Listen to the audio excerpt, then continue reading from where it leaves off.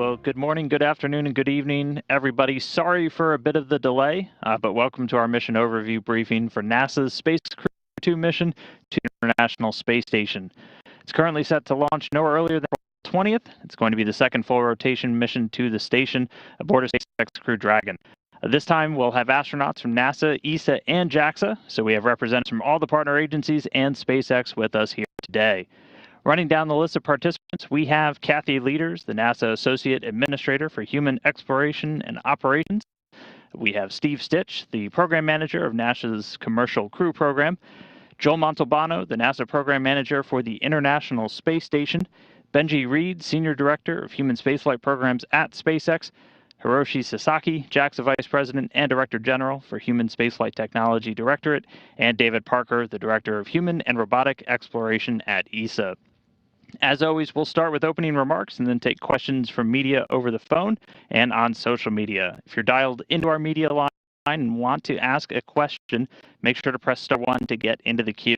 And once you're in, if your question is answered, you can press *2 to jump back out. And since we're all virtual, please remember, state your name, affiliation, and who your question is for. And then in the interest of time, we'll limit one question each, and then we'll come back around for follow-ups. And if you're watching online and want to ask a question, jump on Twitter and use the hashtag AskNASA. So we'll jump right in, starting off with Kathy Lueders.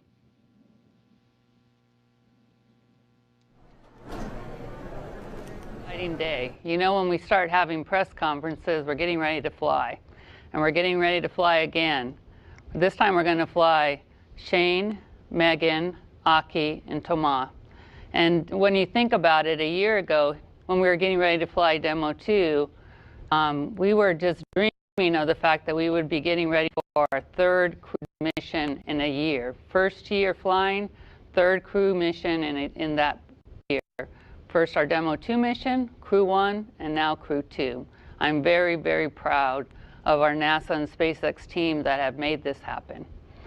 I'm also very proud of the International Space Station program team that is just very, very busy these days. I mean, the space station has become the spaceport we wanted it to be, with vehicles flying to it and returning science and payloads and doing amazing things on orbit. And in addition, I'm extremely proud of the international partnership. You know, this flight exemplifies the partnership and how we are continuing to advance human spaceflight with what we do every day, and will lead us to not only doing great things on the space station, but doing even more in our space exploration programs going forward.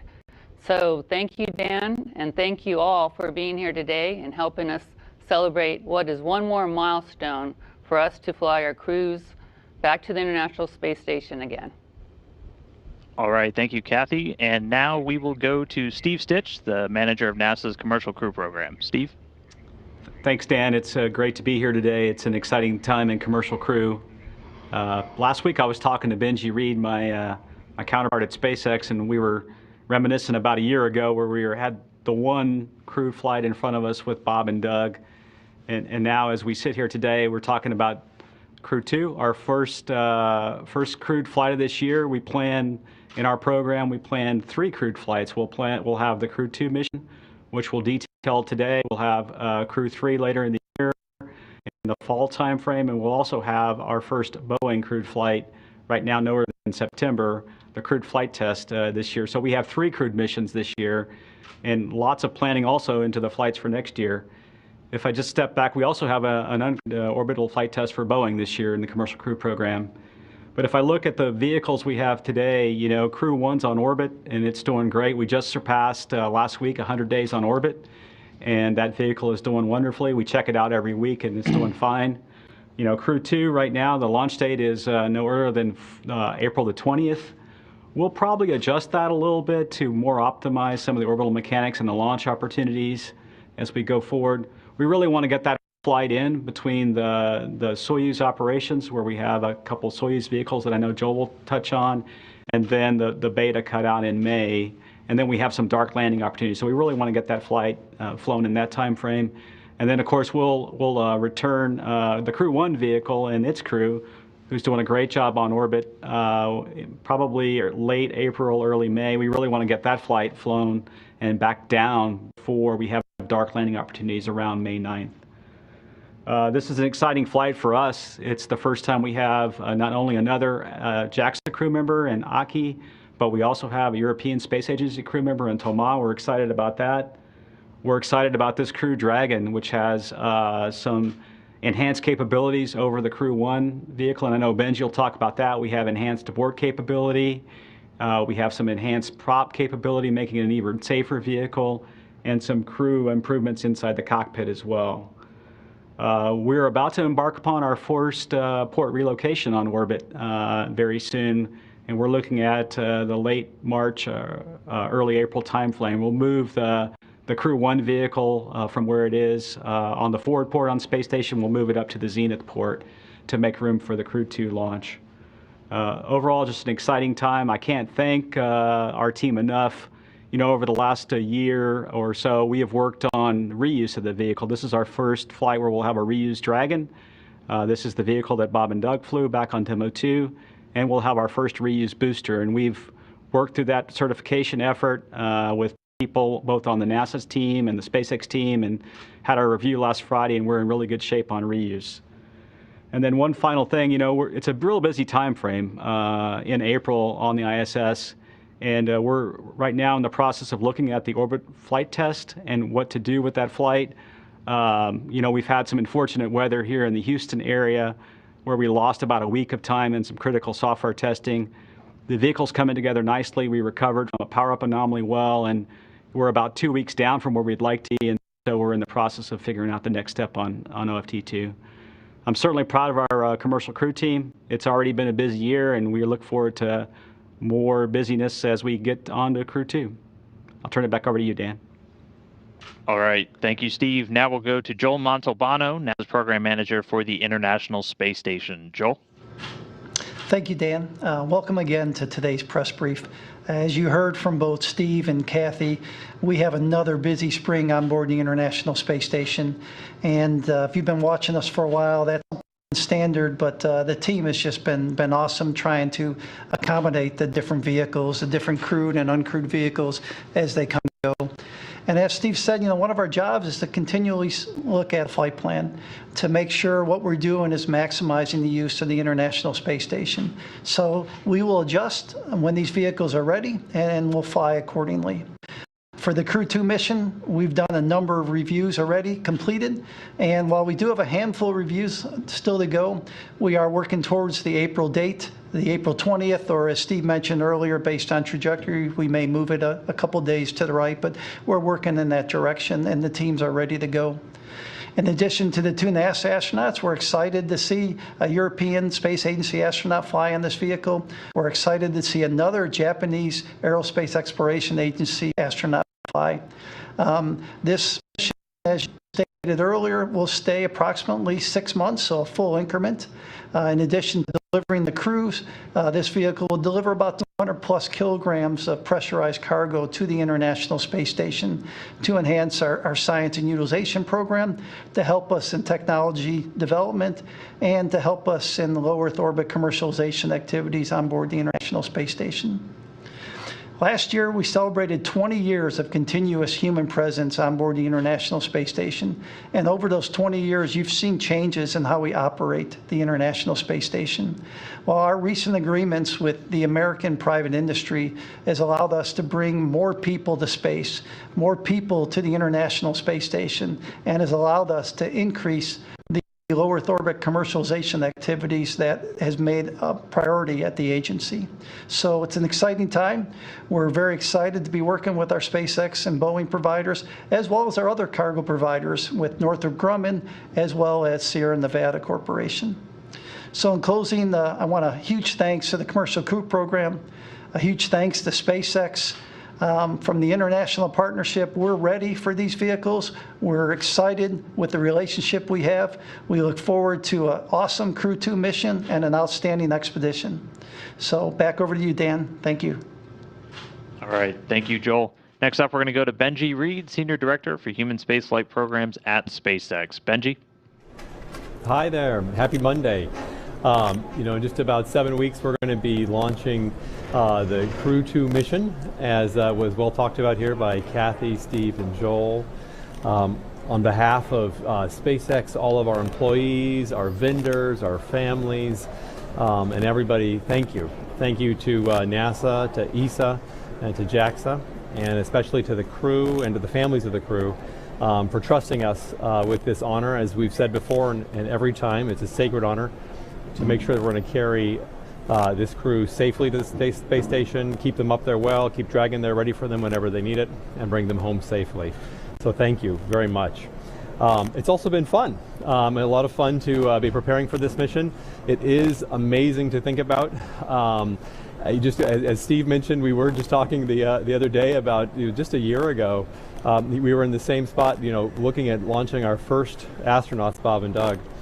The first time returning human spaceflight capability to the United States in almost 10 years. And it's crazy to think here we are getting ready for our third flight. And here at SpaceX we have, at least a couple of dozen astronauts in training at any given point in time. And that's a pretty cool thing. And so part of that fun, though, is the crew themselves and getting to know them. So I think we have a photo we can bring up.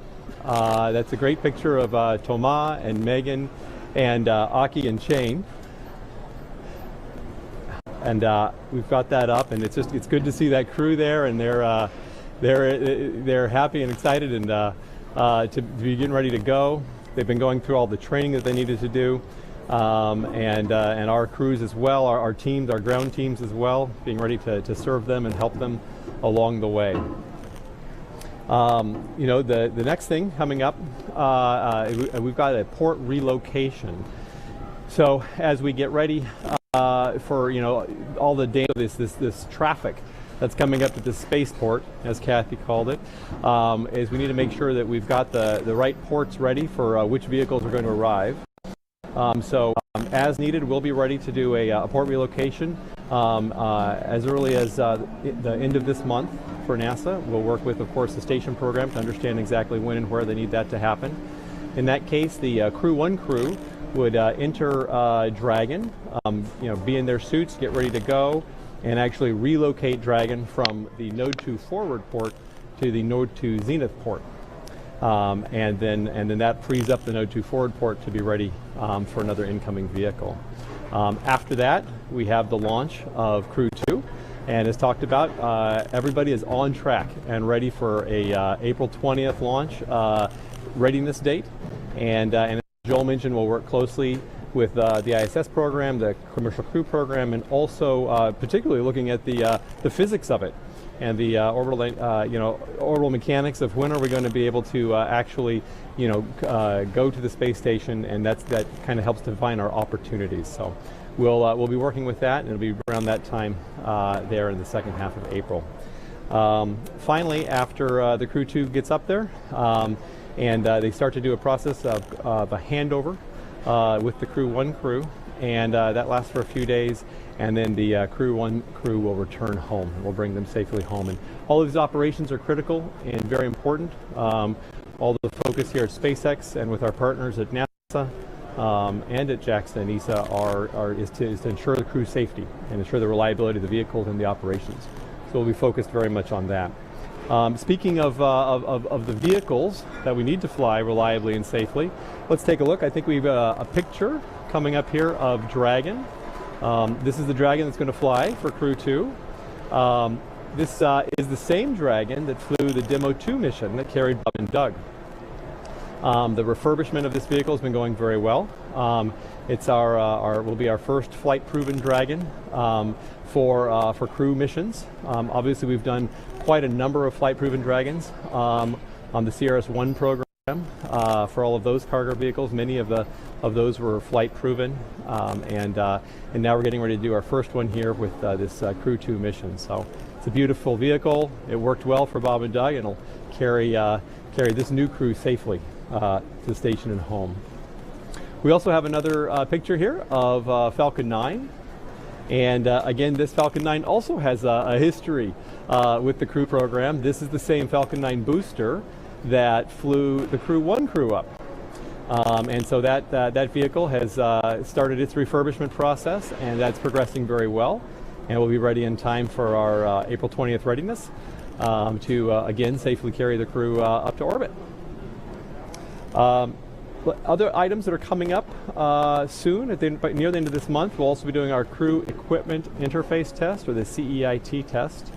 That's a test where basically the crew goes down and checks out the vehicle, kind of for the last time. They got to walk down the vehicle, see exactly what's going on in there, make sure that everything's set the way they expect it to be. Obviously, they've been in the vehicle quite a bit, both from an inspection viewpoint and a training viewpoint while it was here in Hawthorne. But now they'll go down at the Cape and they'll do that final inspection down there. And that's an important test. We'll get through that. We've been completing a number of other tests. We've completed a number of rounds of our software preparation and testing. Our software is all locked down. And the software tests are joint tests that we do with the station program to ensure that the Dragon software and computers will talk well with the station computers. That's all gone very well as we run through those. We've also run through all of our certification efforts. Those are closing out. We completed a major review with station for readiness to be able to dock to station as part of that certification process, and we're continuing through the remaining certification items that are normal on this timeline as we move towards launch. So we are excited and ready to get going. Obviously, we are continuing to check all the boxes, triple check under all the rests and everywhere to make sure that we're ready to fly this crew. And as we always say, we won't fly until we're ready. As important as it is to keep station staffed, keep the astronauts coming up and going up and coming home, keep the science running and the fundamental purpose of station, most important is the crew's safety and ensure that we are ready to fly. As part of that process, we'll go through our flight readiness review. We do internal flight readiness reviews here at SpaceX with NASA involved, and we also do joint readiness reviews with the agency that are very important. And then, of course, just before launch, we do our launch readiness review. As we move through those gates, we'll confirm that we're ready to go. Again, it's truly an honor to be here to represent all of the many thousand people who work hard on all of these missions, the sacrifices that they make, and the fun that they have to get ready to go fly this crew. Thank you. All right. Thank you, Benji. Now we're going to go out to Hiroshi Sasaki, the JAXA Vice President and Director General, Human Spaceflight Technology Directorate for JAXA. Thank you for the introduction. I'm Hiro Sasaki, Vice President with JAXA, responsible for human spaceflight and space exploration. First of all, on behalf of JAXA, I'd like to sincerely thank the NASA leadership and all the members who worked so hard for the Crew-2 launch preparations and continuing ISS operations under the tough COVID-19 situation. I'm very pleased astronaut Akihiko Hoshide will board the Crew-2 and participate in the long-term mission in the ISS, following the ongoing mission pursued by astronaut Noguchi. During Hoshide's stay, a variety of experiments will be performed, including the advanced Eclipse demonstration for future space exploration, CubeSat deployment to expand the utilization of space by various sectors. Akihiko Hoshide is now ready to launch.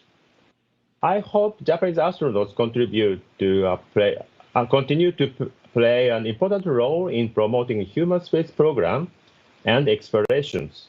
Astronauts Wakata and Furukawa are also assigned for upcoming flight respectively, and furthermore, JAXA plans to recruit new astronauts around fall. I'm sure that the Crew-2 mission is a symbol of enhanced international partnership. I think this is the first launch of NASA, ESA, and JAXA astronauts who will be flying to the ISS together. In addition, commercial partners, including SpaceX, are providing much more capability to the ISS.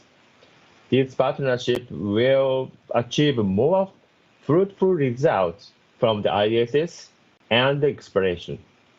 Thank you. Back to you, Dan. All right, thank you, Hiroshi. And now we are going to go to David Parker, the Director of Human and Robotic Exploration for ESA. David? Thank you very much, Dan, and good day to one and all. First of all, thank you for the chance to participate in this briefing. I would like to say that it's a particularly important day for ESA. The 1st of March is not only St. David's Day, but also the first day in the office for our new Director General, Josef Aschbacher. Therefore, I'd like to pass on a few words on his behalf. We're delighted that Thomas Pesquet is the first European to fly to the ISS on a US commercial crew vehicle, and we appreciate the tremendous work that has been done to prepare this flight. Matthias Maurer will fly to the station on a US vehicle later this year, and so will our future European astronauts will follow him in the months and years to come. So Mission Alpha is Thomas' second to the International Space Station. It comes at a time of unparalleled growth in Europe's space exploration program. And I think we're really looking forward to an exciting decade of discovery and innovation from Columbus, Europe's science lab aboard the ISS. Indeed, I think I would say that we're entering the golden age of ISS utilization because of the fact, thanks to the new US vehicles, of having 7 crew aboard the station. It's already providing a dramatic increase in the number of science hours available to us. So Thomas' mission will involve human research, biology, fluid physics, material science, technology development, earth science, and even education projects. With all this utilization going on, it's why we are in the middle of a major kind of midlife update to the Columbus laboratory. So the updates include the new Columbus Ka-band data terminal, giving high-speed data links via ESA's data relay satellite network, the Bartolomeo commercial platform that will become operational mounted on Columbus, and upgrades to experiment racks and the IT infrastructure of Columbus. This prospect of the next decade of work using in low Earth orbit is also why 2 weeks ago we launched a call to select the new European astronauts and perhaps in a global first launched the para-astronaut feasibility project to prepare a flight opportunity for a physically disabled astronaut to carry out a full mission. And we have many other aspects of our future exploration program to look forward to. But maybe my final thought, beyond all the technology and all the science, I do recall that we do global exploration as a partnership to inspire all humanity and especially the next generation. And I think this is even more important in these difficult times of COVID. So I can tell you that the passion and the commitment of everyone at ESA, alongside all the international partners, is propelling us into this new decade of space exploration. And I know Thomas Pesquet is eager and ready and willing to make his contribution. So best wishes from the new Director General, from myself, and from all the team at ESA. And let's keep exploring together. Thank you. Back to you, Dan. All right, thank you very much, David. So now we're going to jump into the Q&A. As a reminder, if you are dialed into our media line, press *1 to get into the queue. And if your question is answered, press *2 to jump back out. And if you're on social media, jump on Twitter and use the hashtag #AskNASA. All right, so our first caller that we will go with today is Joey Roulette from The Verge. Joey? Hey, thanks for doing this. Question for Benji. I just wanted you to speak a little bit more into what you guys have learned from refurbishing the Crew Dragon vehicle as opposed to the Cargo Dragon vehicles, and what kind of challenges and costs does SpaceX avoid by doing that refurb in Florida instead of shipping it out of state? And then just one other question for Joel.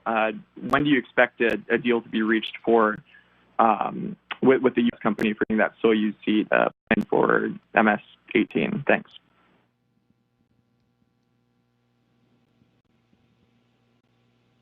Before I do, I just want to do a quick go back. It was very inspiring to hear both the JAXA and the ESA representatives speak today, just now. And I want to say how exciting and how cool it is for us to have this international crew. I don't think I said enough about that, and it's worth reiterating how important it is that we have this international partnership and our opportunity to be able to fly Thomas and Aki. And I think those are great words just now about passion and opening the new space age. It's great to do it, and it's great to do it for all of humanity. And these programs like looking to be able to fly a physically disabled astronaut, these are really, really great. And so thank you guys, and thank you both and all of your teams and everyone there for flying with SpaceX 2. Now on to the question about refurbishment and flight-proven Dragons. From the beginning, it's important here at SpaceX. We want to make sure we really understood how do you refly. We've said it before, and it's always worth repeating. You don't jump in an airliner or in an airplane, fly from one coast to the other coast, push it off into the ocean, and you're done with that one flight. It's a very expensive process, and if you do that with spaceflight, it continues to be almost prohibitively expensive. So as we started at SpaceX from the beginning, we said how do we refly? So this kind of key, this golden key to getting into this new space age is all about being able to refly and reuse vehicles. So we designed Dragon from the beginning with some of that in mind. The same with Falcon. We continue to evolve and learn over the years, and how do we return vehicles, and how do we return them in a way that we can safely and quickly refurbish them and confidently and reliably fly them again. And so we did a lot of that on the Dragon program, on the Cargo Dragon program, and we took all of those lessons and fed them into the design of Dragon 2. So Dragon 2 now, of course, is the line of Dragons that's flying crew and is flying cargo now. And that new design of Dragon has all those lessons from many years and many flights of the original Cargo Dragons, bringing that to bear as we go through that. And one of the number one things that you have to worry about is water intrusion. So salt water is very corrosive. It's not a great thing when you want to keep something, keep your physical materials sound and especially easy to refurbish and to reuse. So we do everything we can to prevent water intrusion. Teams did a lot of great work on that, even on the original Cargo Dragon, to prevent that. And then the design, again, kind of from the ground up, of the Dragon 2 vehicle has prevented that. As we've continued to go through the first refurbishment process for a crew vehicle, we've been looking at things closely. Obviously, number one always is crew safety. And so there are elements that we think about, are we going to replace these? Are we ready to fully certified internally? We're ready to qualify that this particular subsystem or component is ready to be reused. And then we go through a process with NASA to make sure that they agree, that we're all agreeing that these components and these subsystems are ready to reuse. I can happily say the vast majority of the vehicle is flight proven. In this case, we are changing some valves, for example.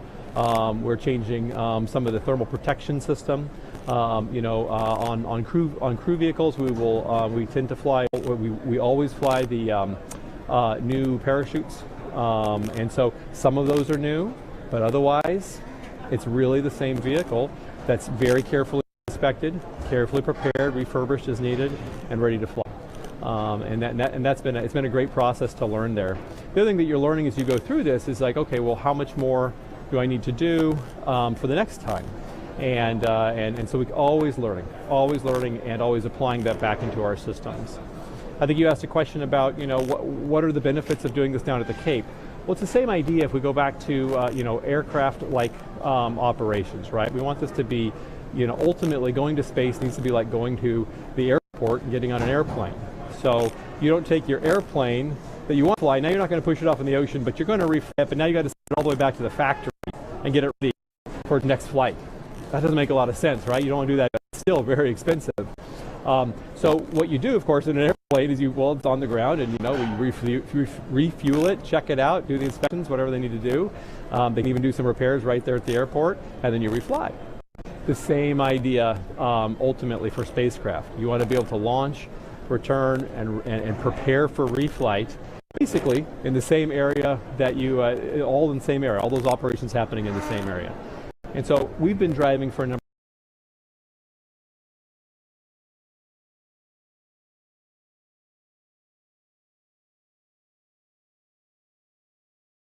of years towards refurbishment at the Cape. We've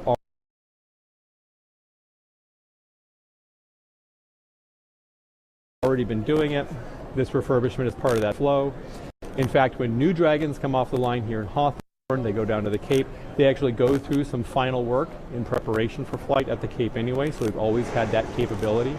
Have an awesome team down there that works very hard, and they've got multiple Dragons in flow, just like the team here, that are building all the components and building the new Dragons. And so bringing all of that experience to bear makes it a great process to do down at the Cape. So we're glad to have that going on. And I think the other question was for Joel. Thanks, Joey. Good question. Our long-term goal is to continue flying NASA astronauts on Soyuz and to have cosmonauts flying on the U.S. crewed vehicles, and we're working towards that goal. For this specific procurement, we're in a blackout period for now, but my plan or my goal is by the end of next week to be able to give you a status on where we are with that procurement. All right. Thank you, Joel. Just a reminder for those on our phone line, please try to keep it to one question for now so we can get through as many as we can, and we'll come back for follow-ups. Next, we will go to Stephen Clark with Spaceflight Now. Hi, Stephen Clark for Spaceflight Now. My question is for Benji, and maybe Steve can chime in. Steve hinted at some abort system enhancements, some prop enhancements, and some changes in the cockpit for this mission, those upgrades. What do those upgrades entail? Is this the first time those are flying, or is this sort of just an update of the spacecraft to get it, to get it to the status that the Crew Dragon on Crew 1 flew in? Just can you talk about those? And also, briefly, if I could, Steve, are launch dates, do they look more favorable before April 20th or after April 20th? Just want to get a feel of which way the launch may be moving. Thanks. Great. I'll tell you a couple of my favorite ones, and then Stich, if you have some that you want to talk about, we can talk about those too. In terms of what we do with Dragon to make sure that it's safer and even safer as we continue to learn and go through the process. One of the ones that I'll talk about is basically updating certain elements of the structure to ensure that when we come and when we splash down in the ocean, there's basically this phenomenon that can occur. It's a secondary splash, basically secondary impact, where you've hit the water and the water comes back up and it can basically hit the hull, right? Hit the structure. And it's interesting, the physics and the dynamics of it. There are just the right combination of wave heights and winds and the velocity of the vehicle as it comes in, that secondary splash can hit pretty hard. And so we've done a lot to analyze for that and test for that. And what ultimately that does, of course, is number one, you make the vehicle as strong as you can to withstand that, but you also look at the weather, right? And so you create a lot of limits around the weather, around wind speed, wave height, all these different things that are happening. And as you have those limits around weather, number one, it keeps the crew safe and builds margin for your safety. But it also tends to shrink your availability, and in this case, this would be for landing availability. So one of the things that we've done is we've actually beefed up parts of the structure so that we can expand that window of opportunity to be able to bring the crew home while maintaining all of that safety and all of that margin for the crew. I think this is really important. I think one of the most important updates that we've done on this particular Dragon. And going forward, that'll always be part of the design. Steve, you probably have a couple others that you wanted to mention. Yeah, thanks, Benji. I'll talk about a few. One of the upgrades on this vehicle is, I would say, improved pad abort performance. So, as you may know, the Dragon is designed to have continuous abort capability from the launch all the way till when it gets in orbit.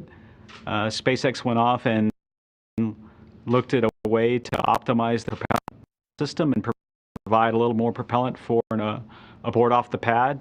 And that did a couple things. One, it improved crew safety for should we get into that kind of unfortunate situation for a pad abort where the crew would need to leave the pad for an emergency. And secondly, it really improved launch availability. We can handle a little bit stronger onshore winds and improve launch availability. So that's one of the ones that is my favorite for the flight. Another one, in terms of crew safety, we learned a lot about titanium and nitrogen tetroxide, the oxidizer, and that compatibility. We've enhanced the Super Draco thrusters and removed some titanium from that system, gone to stainless steel kind of material in those, and improved safety there. So those are a couple of the ones that we've done on this flight. I really look at this flight as kind of really an abort enhancement flight. In terms of the question about launch dates and launch opportunities, right now it looks like there's a few more opportunities after April 20th, and so we talked about maybe adjusting the launch a few days to the right for a launch around a couple days after the 20th. We should have about 6 launch dates before the Soyuz cutout, and would give us an opportunity to have about 8 landing opportunities for the Crew 1 vehicle. So Joel and this commercial crew program and SpaceX have been working that very closely to optimize that, ensure we can land safely and then launch safely ahead of this beta cutout that we have coming in May. All right, thank you, Steve. Next up, we have Bill Harwood with CBS News. Bill? Yeah, thank you very much. This one's for, I'm not sure who it's for, maybe Kathy. With the increasing flight rate of SpaceX, they're launching lots and lots of rockets, which you can either argue that makes them safer and safer, or it raises the odds that something will happen at some point that could cause a problem getting them off the ground. My question is, how important is it, speaking generically about Soyuz here, not specifics, but how important is it to get the Boeing ship flying and to get seats on Soyuz, really to protect station and protect seats in the case of an issue that might ground SpaceX or vice versa, ground Boeing, to have that second provider available on the U.S. side, and then obviously to have the ability to keep someone on board if a Soyuz had to leave or an American ship. Can you just generically talk about how important it is to get these other vehicles with Americans on board up and flying? Thanks. Oh, Bill, thank you for that question, because I think it's extremely critical. We've talked about it, and you talked about just a couple of the scenarios that could cause a problem where we don't have as robust a logistics capability for us to keep the station going as we'd like, right? And after following us for a while, we're planners, and we feel like us always flying a USOS crew member up on every single vehicle going up, and also us having multiple providers on the U.S. side is what protects us from all kinds of contingencies. We really look forward to bringing our second provider line. It not only provides flexibility, it gives SpaceX a chance to be able to have other opportunities for them. We've been very grateful that SpaceX has been here and as a provider for us and stepped up for us to be able to be flying to the International Space Station while we're bringing the Boeing capability online. But SpaceX has other things they want to do with these vehicles too, right? And we would like them, it goes back to what Joel mentioned, we would like to have them have other commercial opportunities out there. But they've been critical, they've stepped up and supported us and made sure that we've had a consistent U.S. commercial provider during this period where we're bringing our second U.S. commercial provider back online. But you also know, Bill, that if there can be a number of issues that don't have anything to do with the spacecraft that can cause all of the crew members on a vehicle to be able to come down, including a medical emergency on orbit or some issue with one part of the segment. And so we love the fact that we're working towards a capability and moving to have in place the international agreements where we would be able to fly our crew members up on a Soyuz, have the Roscosmos fly their crew members up on one of our 2 commercial crew providers and move forward into this new age. It gives us the most robust logistics strategy. All right, thank you, Kathy. Next up, we have Jeff Faust with Space News. Jeff? Hello. For Steve Stich, is NASA still looking at any implications from the failed Falcon 9 booster landing a couple weeks ago and its implications for the Crew-2 launch? And for Benji Reed, are there any details you can share about what SpaceX found out about why that booster failed to land? Thanks. Yeah, I'll start off and then we'll hand it over to Benji.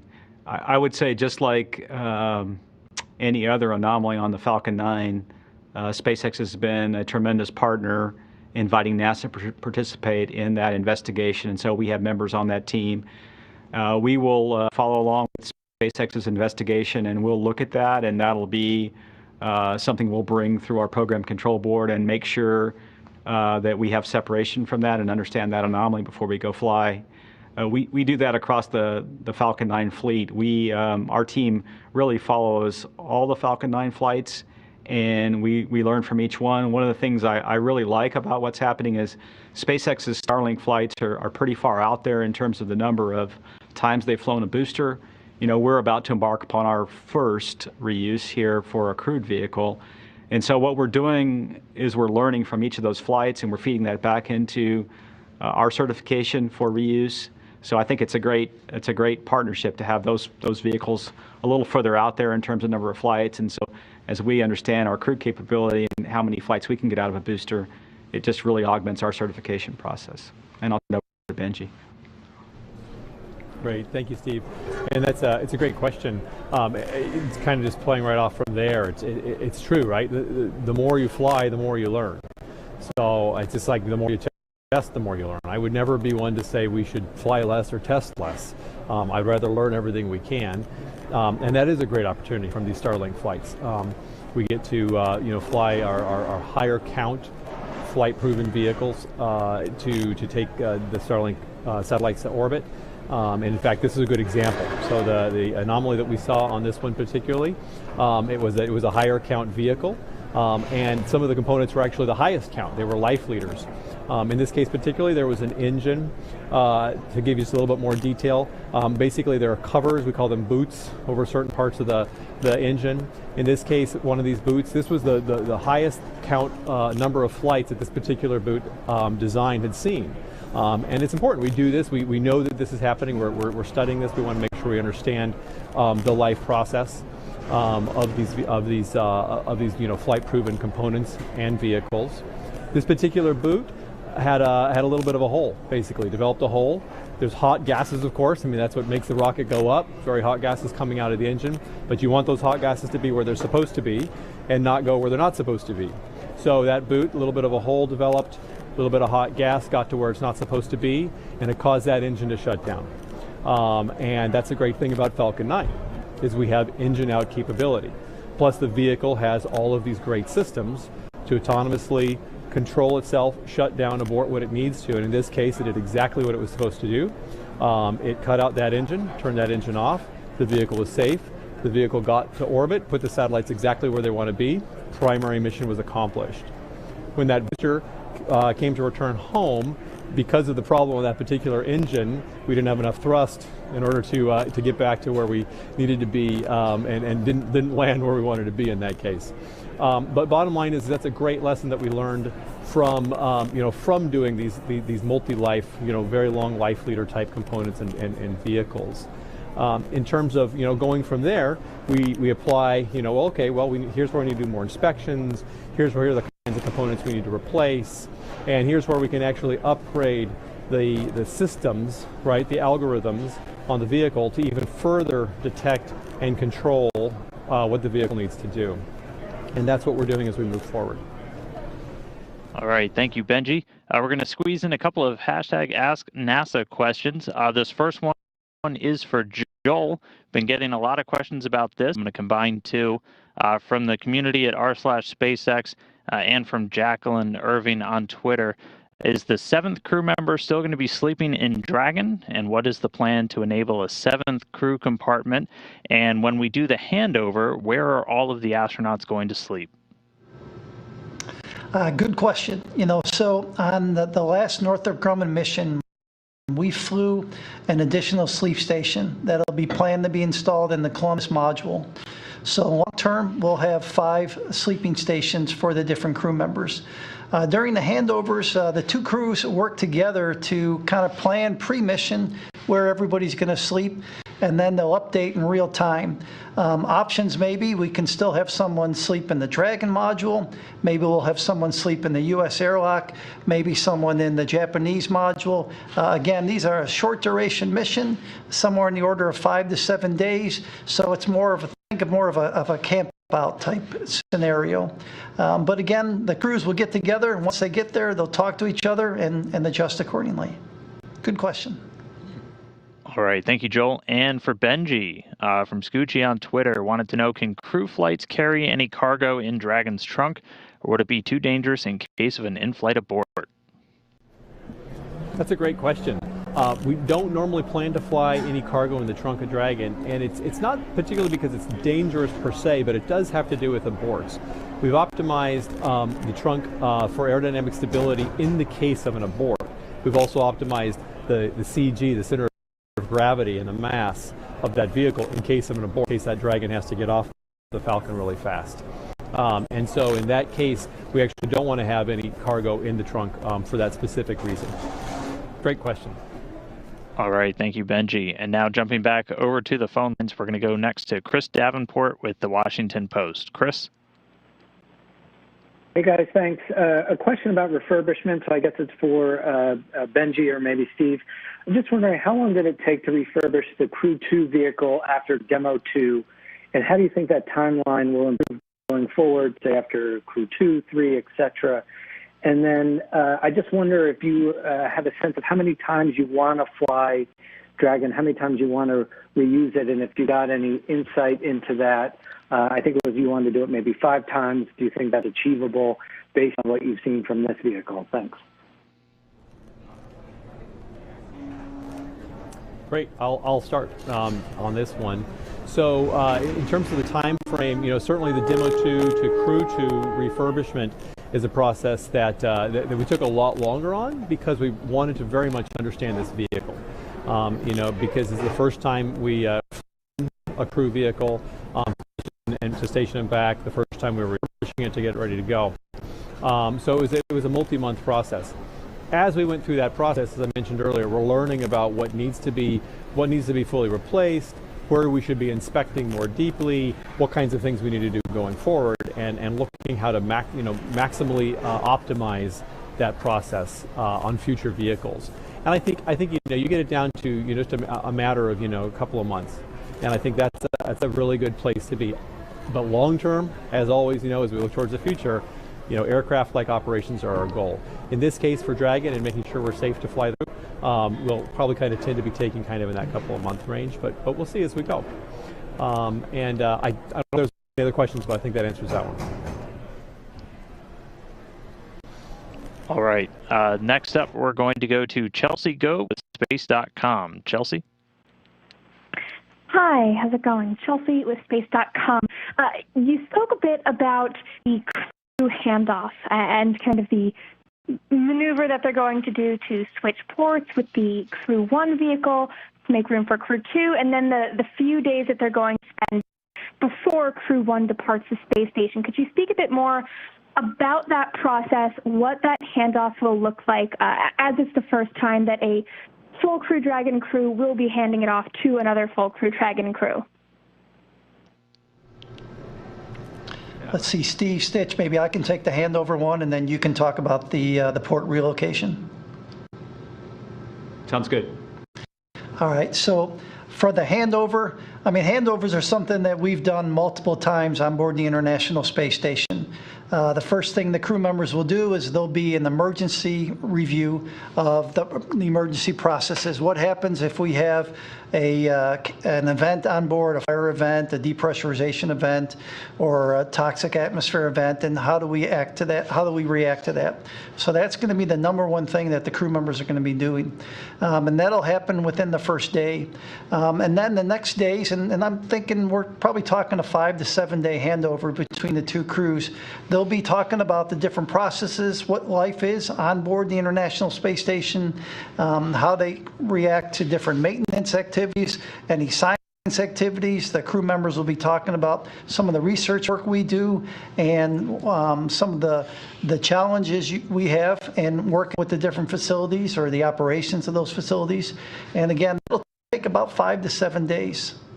And so, Steve, let me hand it over to you, and you can talk a little bit about the relocation. Yeah, thanks, Joel. So the relocation is an important activity before we actually do the handover. Right now, the Dragon spacecraft is on the forward port of the space station. So as the space station flies along, it's on that forward port. We need to get that vehicle moved up to the zenith port in order to let the next vehicle come up. We really want that Crew-2 vehicle on that forward port. So what we'll do is the actual maneuver is pretty straightforward. It's all automated. The crew will get in their suits, and they will get into the Dragon, and we'll do some leak checks in between the two vehicles. When we're confident that we've got the hatches all sealed, we'll depress that vestibule and then open the hooks on that docking port, the international docking adapter on the forward part. The vehicle will back away to a certain range, and then really it just does a translation and flies up around and comes in and docks to that zenith port. That translation is really short. It only takes about 45 to 50 minutes to do that. There's quite a bit of prep that goes into it. You know, a few days ahead of time, the crew will get into their suits and check the suits out and make sure those suits are functioning and working fine. We'll do some checkouts of the Dragon vehicle to make sure all the prop systems are working before we go do that maneuver. And then on the ground, we'll have teams available and ready should something happen to where we can't go up and dock to that zenith port, and we needed to either come back and try again 24 hours later, or also actually land. We'll have a recovery ship. SpaceX will have their recovery ship ready to go for the Atlantic sites off the coast of Florida, and then we'll also have the Detachment 3 ready to go, the DoD forces in the event that something would happen. So it's the first time we've done this in the U.S. I would say the SpaceX and NASA teams are taking this operation very seriously and working through checking out all the procedures, all the flight software, and just making sure we're ready to go do this. It's something that we'll do quite often, but it's the first time we'll have done it with the Dragon vehicle. All right. Thank you, Steve. We have time for about one more, depending on how quick our answer is. But next we'll go to Marcia Dunn with the Associated Press. Yes, hi.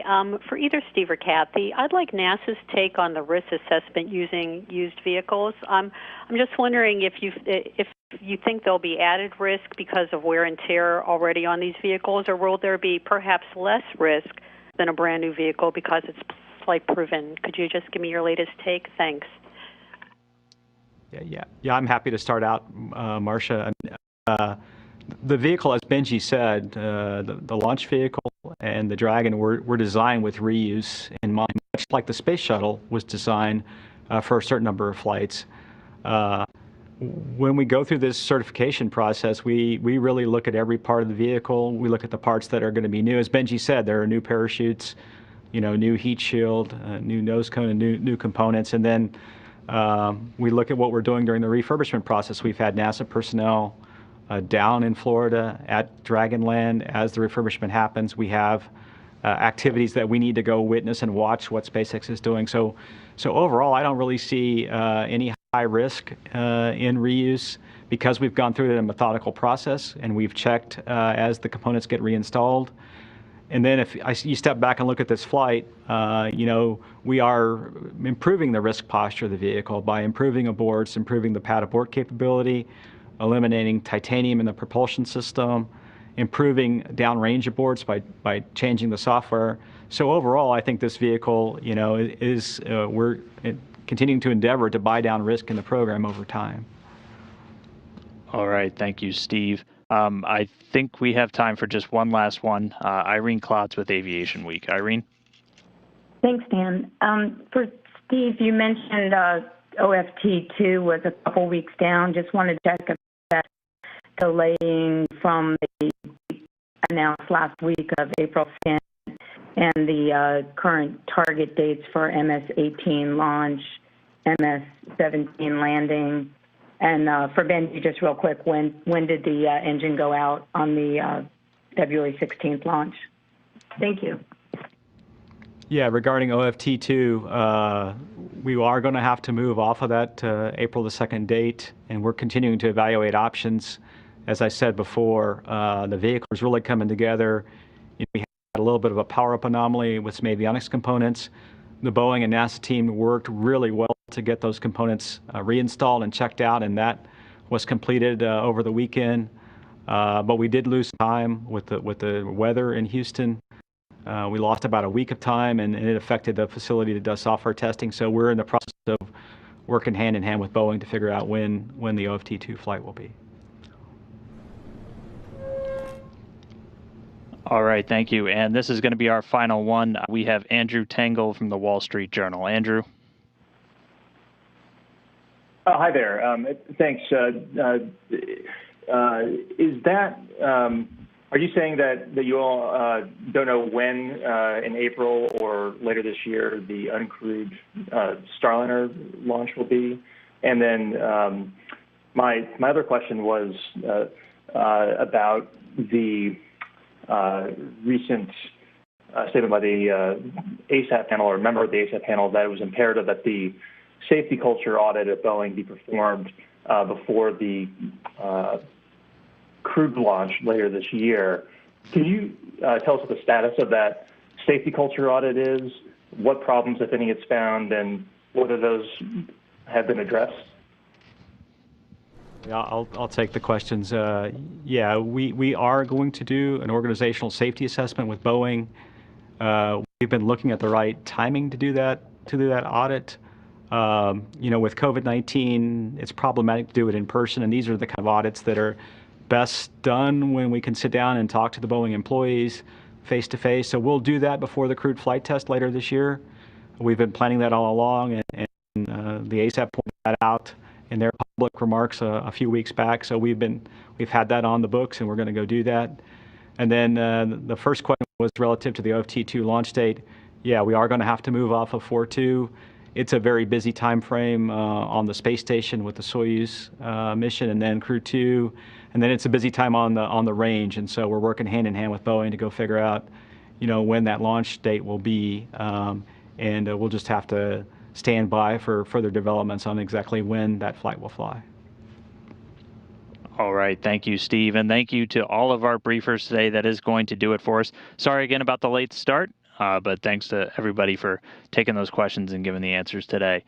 Everybody be sure to tune in when we have the Crew-2 astronauts themselves talking live on NASA TV coming up at 2 p.m. Eastern, 1 p.m. Central Time for their Crew-2 news conference. And again, everything focused right now on no earlier than April 20th for this mission, so continue to stay tuned, and we will see you a little bit later today. Thank you.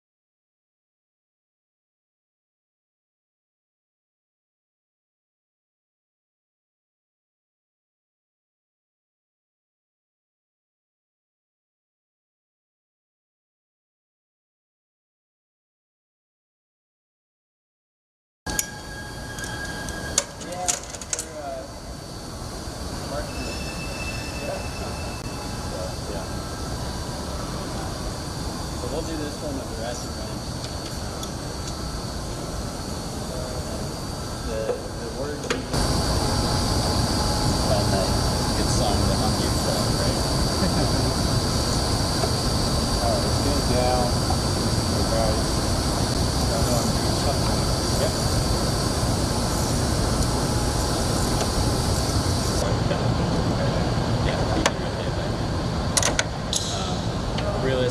think going, if we went to do the broom, we'd take the tool in a bag, but it'd probably be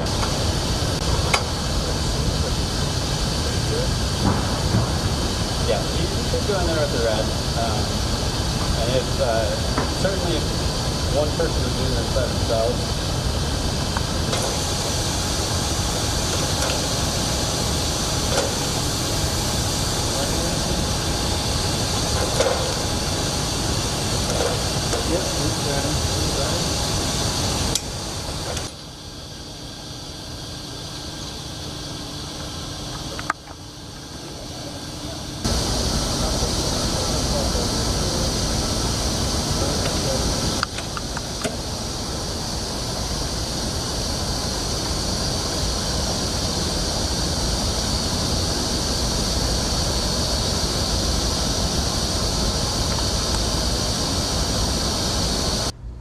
We can go to Gregg County, we can go to Chenault.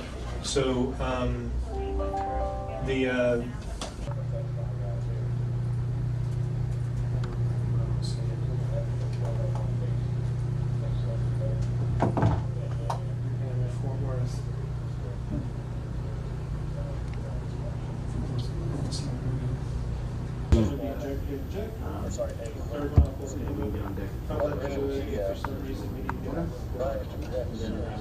Victoria's just kind of get the.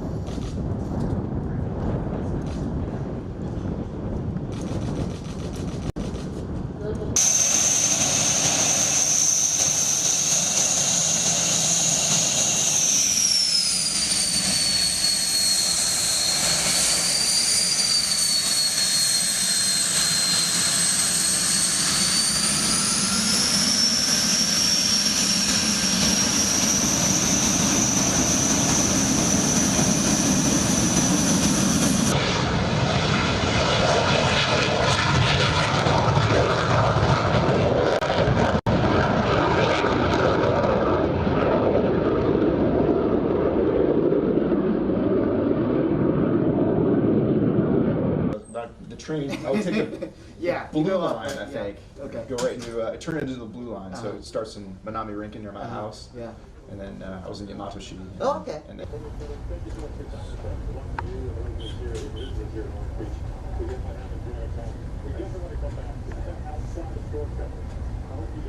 I'll stop at LC8, or do you want to do some approaches at LC8, or just go right to Chenault, just beat up the pattern? I'm not even sure if Lake Charles is open right now with all this stuff. Oh yeah. Have you been out there after the hurricane? I haven't. We talked about it's going to be joining the Victor 70. Okay. Heading up to Chenault, or exiting the Victor 70 at SBI, and then into Chenault. Is it SBI or which ones? Forgot. Which one? It's the other one. Yeah, sure. I'm going to do that.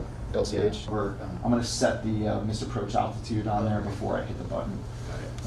on the PFD now, so now we're working our way around to the PFD. Got all the tiles at the top there, so most likely be on head.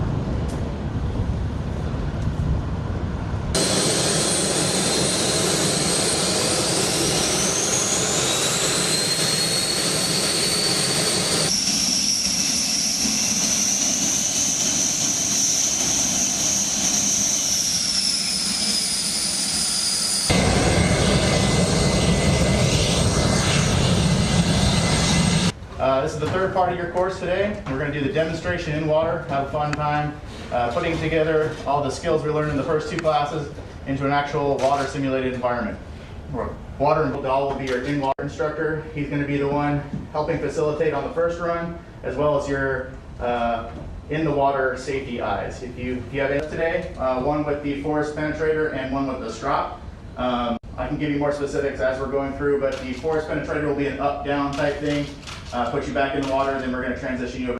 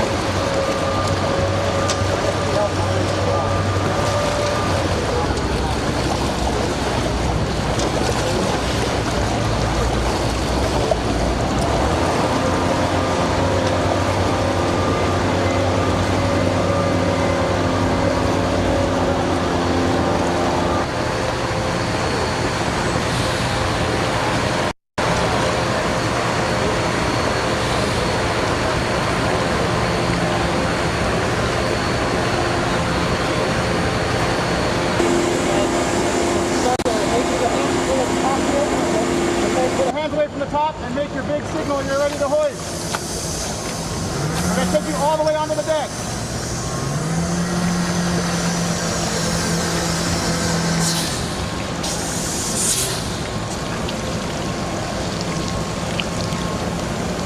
Okay, to make a pull off there.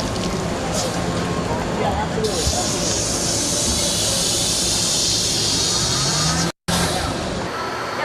Perfect. And so those will look a little bit different once you get on orbit. We have that little rainbow, which will actually powering the Then you've got your Reba install and checkout. So we're actually not doing Reba checkout before the day of EVA.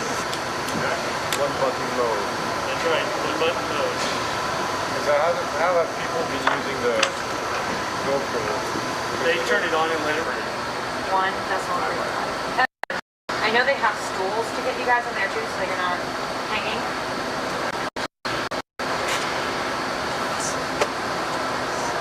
One 1.305.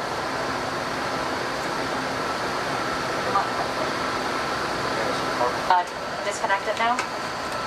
Go ahead and just disconnect it now. Yeah, but it's squealing. Okay. Well, now I just want to make sure that it's not blowing anybody's eardrums out. Yeah, I just talked about that. So we would have 2 spares of Menox canisters in case of any issues during isolation. We're not going to do those steps right now. We'll go to steps 47 and subsequently with wrench. Let's see if I can get any comments. Okay. And so the BTA. Okay, warning. Per the island free protocol to prevent ECS, do not initiate depress until 30 minutes of mask removal. Like we've got 60 minutes per my timer. So each EMU-SC with airlock, heat exchanger, water loop are all required to be scrubbed and hydrated at days. So both of them.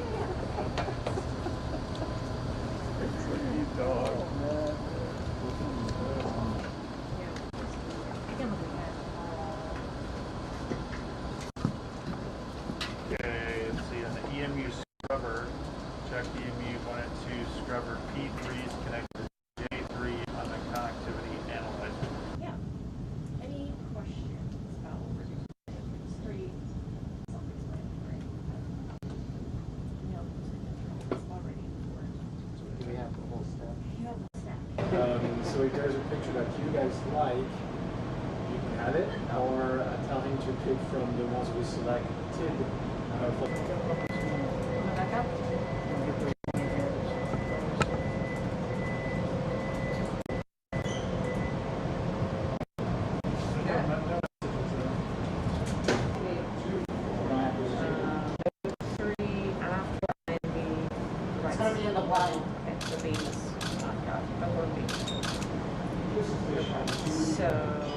Yes.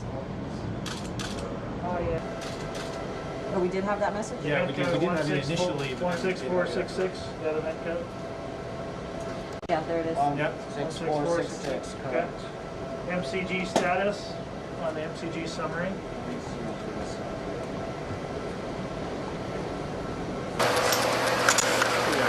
Yeah, I like that.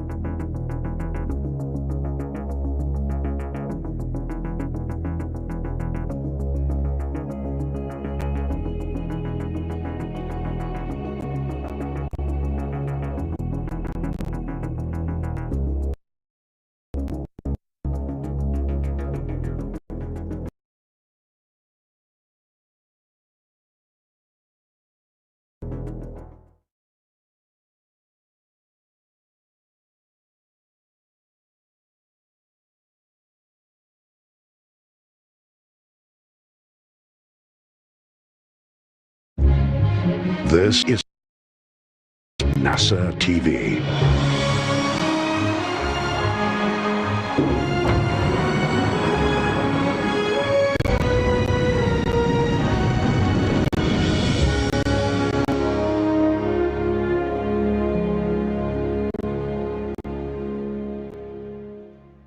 Hello, everyone, and apologies for the delayed start. Welcome to today's briefing, the crew of the NASA SpaceX Crew-2 mission to the International Space Station. This will be the second crew rotation flight of a U.S. commercial spacecraft with astronauts to the International Space Station.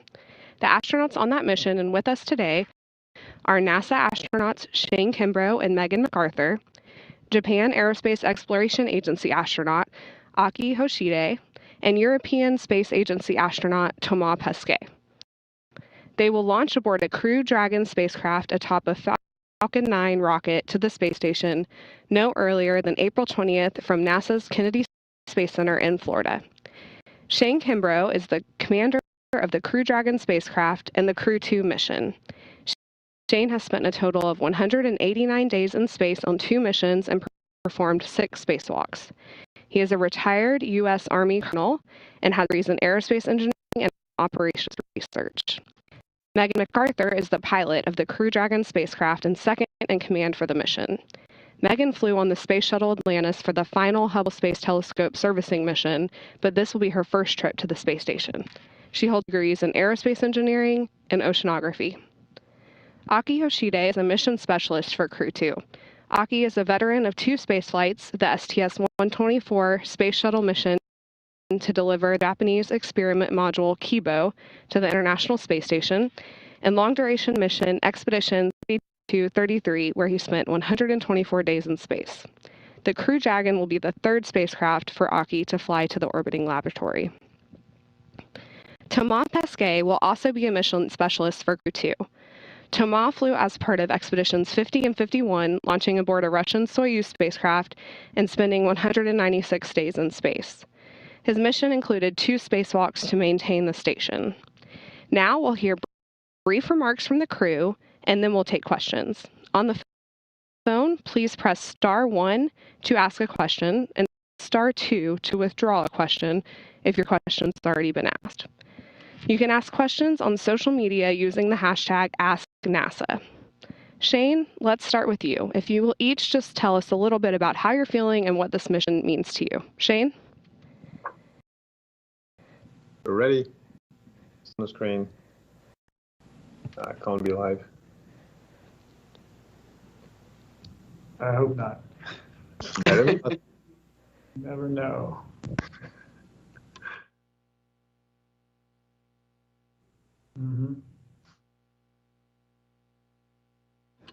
All right, stand by everyone, just a moment.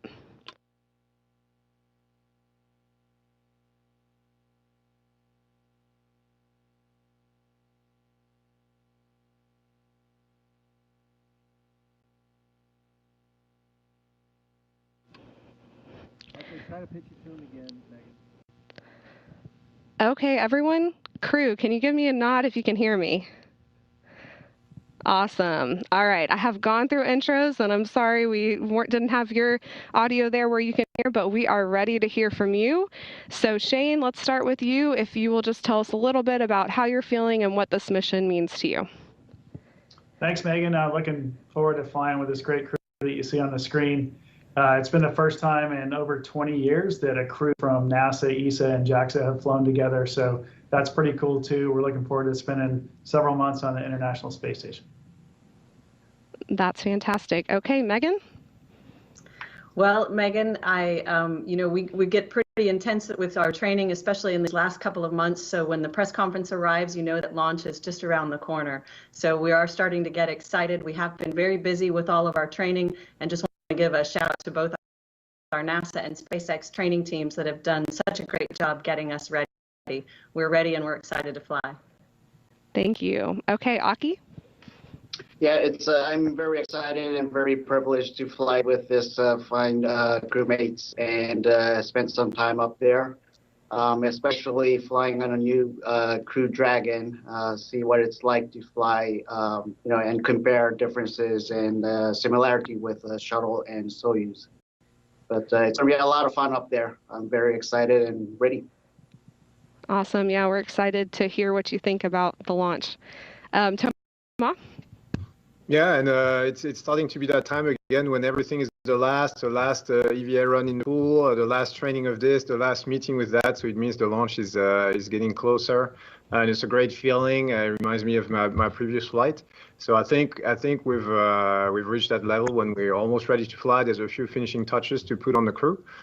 We can't wait to start, getting to work. There's a lot of work to be done up there on the ISS. We're very motivated, and I know we're gonna get some work done and have a great time doing it. So looking forward to it. Very exciting. Thank you. Okay, now we'll take questions from media. Marcia Dunn with Associated Press. Go ahead with your question. McArthur. As you well know, you're flying in the same capsule as Doug and Bob. And what insight did Bob give you, not just about this particular capsule, but also about the space station where you've never been? Thank you. Well, my husband has been very supportive as I get ready to go on this mission. It was but about 2 weeks after he got home that he took over kind of all the home-based duties and has watched me go through this pretty intensive training flow. So he's been there along the way to give me some pointers and feedbacks and things to look out for. And it's been really great having his advice along the way. All right, let's go to Bill Harwood with CBS News. Hey, thanks. 3 of you have flown on Soyuz, I guess, and 2 have flown on Soyuz and Shuttle. Could one of you talk a little bit about the SpaceX experience in general? What you like about it, maybe what you miss about the other vehicles? I mean, given all that automation, I would think it's an easier flow than the other vehicles, but that's for you to tell me. Thanks. Hey, Bill, I'll start. This is Shane. It's been really fantastic training with the SpaceX team and the NASA teams, of course, but it's a new vehicle for all of us. And so for me, of course, I trained on Space Station before, so for me it's really exciting to have this new vehicle and go through the training flow with the SpaceX folks, and they've been fantastic. We're all still learning. It's a new vehicle. It's not one that has a lot of history on it. So as we go through and train, we get to make some comments and inputs, and they've been very helpful in listening to our comments and actually making changes to some of the procedures and some of the equipment that we may take on the vehicle. All right, let's go to Chris Davenport with the Washington Post.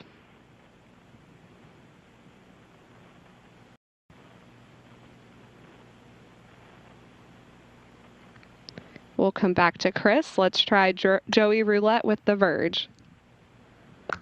Hey, thanks for doing this. I was going to ask if you guys have thought of a name yet for this capsule, but since it's being reused, I guess the name sticks as Endeavour. But is there a name that you guys wish you could give this mission, or is there anything you guys would like to characterize with this mission? Thanks. Yeah, I'll start. I'll let the other crew members answer because I think everybody have a different taste. I'm really excited that it's called Endeavour because that's the space shuttle that I got to fly on. So for me, it's a familiar term to a spacecraft. So I'm really excited to fly on this Crew Dragon Endeavour. All right. How about Mary Liz Bender with Cosmic Perspective? Yeah, thank you for taking my question. Megan, you talked about the intense training that you've gone through in the last couple of months, and that's not something that we usually get to hear a lot about. And, you all just touched on the fact that this is a brand new vehicle. We've been, doing this flying with international partners for many decades now, which has been fantastic. It makes, all of our agencies stronger. It makes our crew stronger, and we're excited to have a very diverse crew. If you look at ESA and JAXA and NASA together, and of course, like you mentioned, it's going to be part of the Artemis program as well. We hope more partners will join that as we go forward. But I'm really looking forward to our crew flying together and experiencing this international crew. Mark, you've said that I myself are going to fly to the moon on an Artemis flight. That's what I get from your question. So I'm happy that you're pointing that out. That's awesome. I'm sure he wishes he could make the rules. Let's go to Trevor Sesnick with Everyday Astronaut. Yes, hello. It's Trevor Sesnick from Everyday Astronaut. I was wondering if Megan or Shane could talk about the big advantages from the shuttle IVA suit to the SpaceX IVA suit, and then if there's anything that you guys are going to miss from the shuttle IVA suit. Go ahead, Megan. Sure. So I think your question is asking us to compare the suit that we wear during ascent entry on the space shuttle to the suit that we wear for ascent and entry for the SpaceX vehicle. So I'm happy to address that question. We have spent a lot of time very recently actually working with the suit design teams at SpaceX to really customize our suits. They're very fitted in a way that our space shuttle suits were not. The space shuttle suits were designed more generically to fit a wider group of people, and so they're looser, and which makes them sort of easier to move around in, easier to get on and off. The SpaceX suits are definitely more custom fit, more tailored, and so that does present some challenges when getting in and out of the suits, but the suits are highly capable. The most important thing about any spacesuit is that it keeps you safe in any emergency situation, and it doesn't impede your normal activities that you need to do to operate the spaceship. And so I would say that both of the suits, both for shuttle and for the Crew Dragon, are able to meet those goals. Okay, the next question is from NHK. Thank you for taking my question. Well, I have a question for JAXA astronaut Hoshide-san here. So this is your third flight to space, and what is the expectation for the flight? Then I have one more question. You will be the second Japanese commander in Expedition 65. So can I have your thoughts on how you're going to lead this diverse crew as a commander? Sure. I didn't get your first question. Could you repeat that? Oh, sure. So this is a Hoshide-san's third flight to space, and so I'd like to hear his Hoshide-san's anticipation for the flight. Okay. Yeah, it's my third flight, so and especially third flight to station. So I know what it's like to live and work there.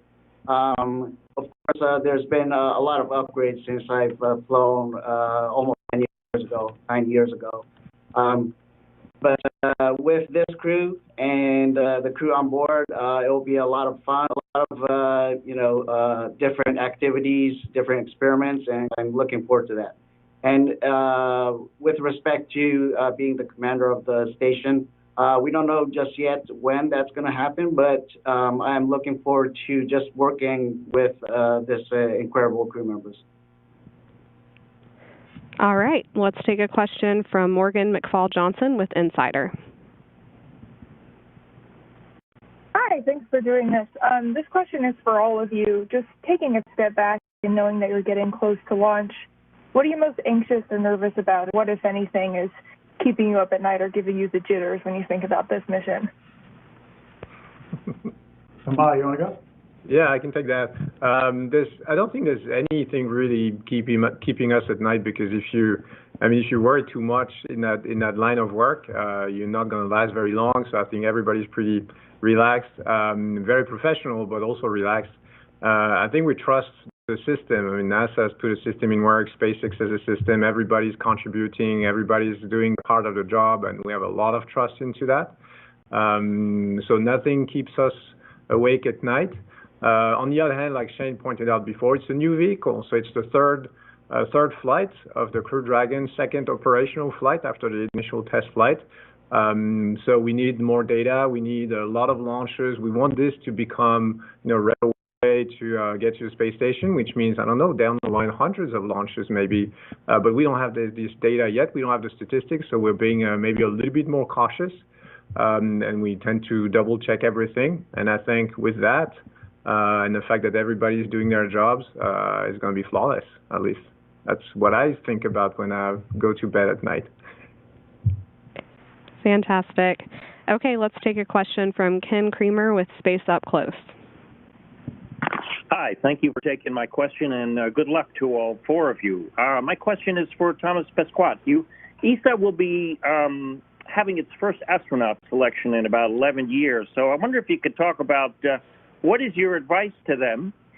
And also, they're going to be para astronauts. Could you comment about that? And how often also do you think there will be flight opportunities for ESA astronauts? Thank you.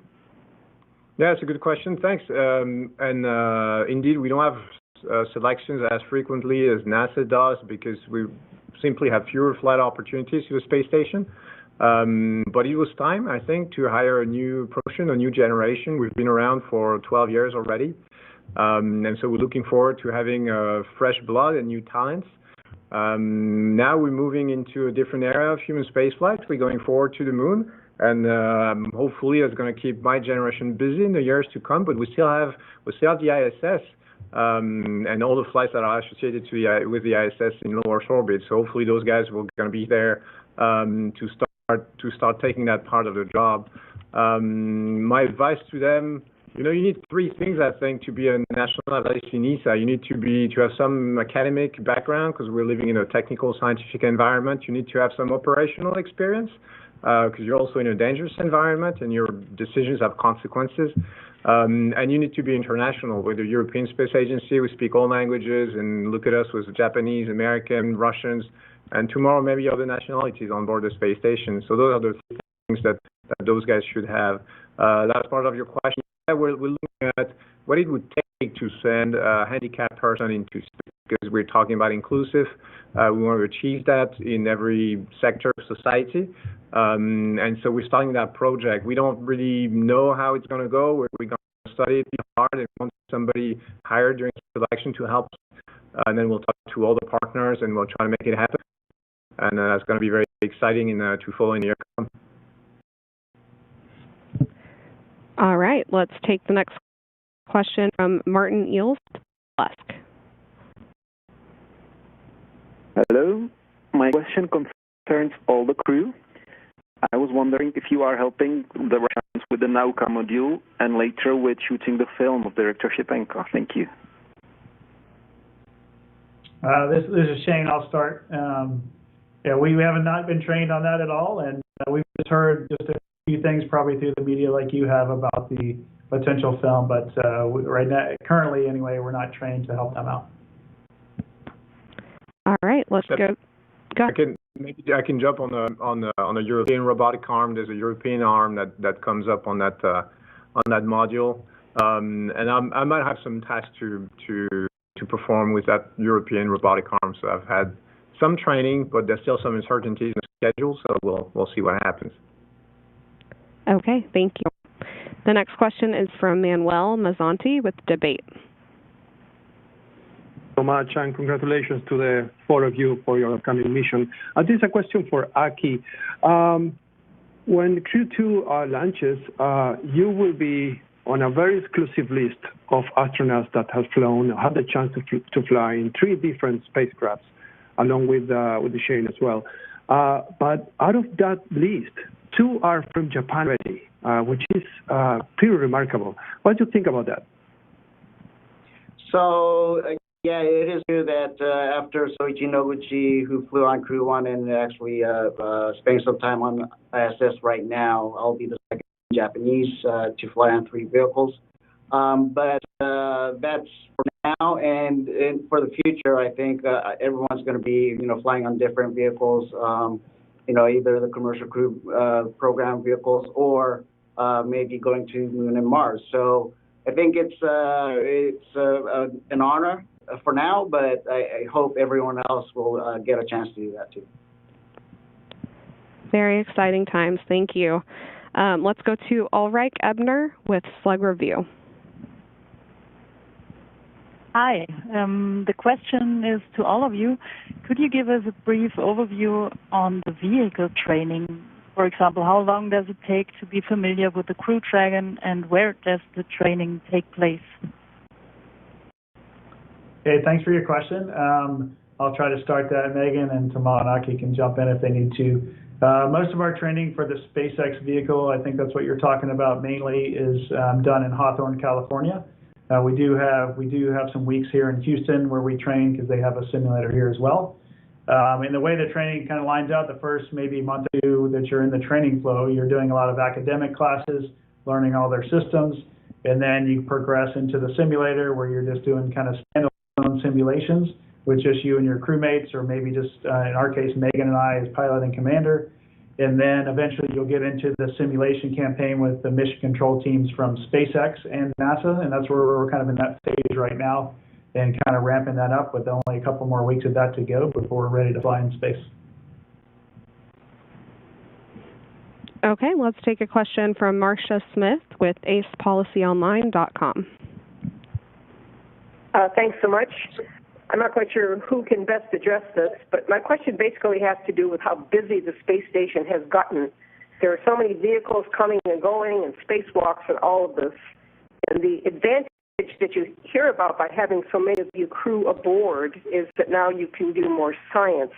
But I'm wondering how disruptive it is to have all of this activity going on, because certainly when you're having dockings and departures and the things that must interfere with the scientific experiment. So could one of you who's spent a lot of time on space station already sort of talk about how you weave in the scientific experiments amongst all this other activity that goes on space station?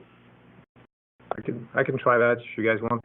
I think that there's a part that is incompressible of the work we do on space station is just to be able to live and work on the space station, which is sleep, eat, exercise, take care of your health, and also manage the logistics. So this you'll always have to do, and you have to do it on the ground as well, except you don't really notice it. But so that part takes, I would say, it's just my guess, it's not official numbers, but I would say it takes 3 people full-time. So when you're a crew of 6, you're pretty much doing 50% of your time, which is like really hard science, which doesn't sound much, but it's actually huge. And if you're going to a base in Antarctica, it's less.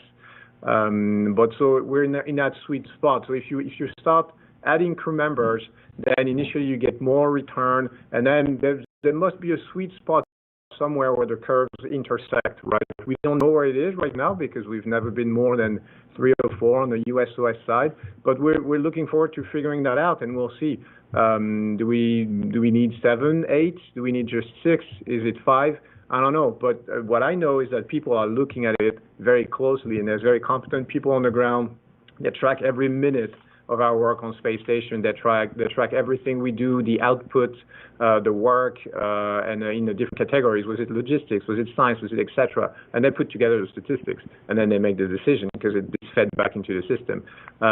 So there's a sweet spot somewhere. I don't know where it is, but I know that we'll find it. All right, great. Next question is from Mary Liz Bender with Cosmic Perspective. Yeah, thanks for taking my question again. I'm always intrigued by the ways that you might spend any free time that you actually get. Given the last question, I know it's a super busy schedule, but for anybody who wants to answer, are there any personal items that you're bringing with you that are special, or any particular ways you've thought about spending your free time?